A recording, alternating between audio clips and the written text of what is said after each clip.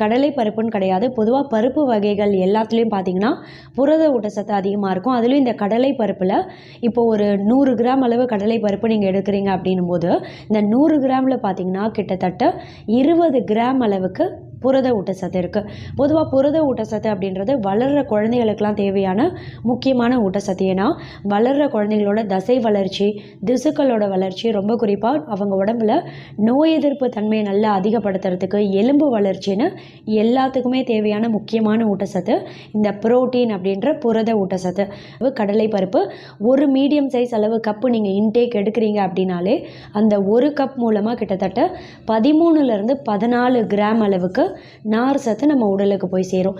நார் சத்துன்றது குடல் பகுதி இயக்கத்தை சீராக வைத்து செரிமானத்தெல்லாம் சீராக வைக்கிறதோட மட்டும் இல்லை, அஜீரணம் வராமல் பார்த்துக்கும். அதே சமயம் மலச்சிக்கல் அப்படின்ற கான்ஸ்டிபேஷன் பாதிப்பு இருக்குது அப்படின்னா அந்த தீவிரத்துலேருந்து சீக்கிரமே வெளிவரத்துக்கும் ரொம்பவே உதவியாக இருக்கிறதோட மட்டும் இல்லை,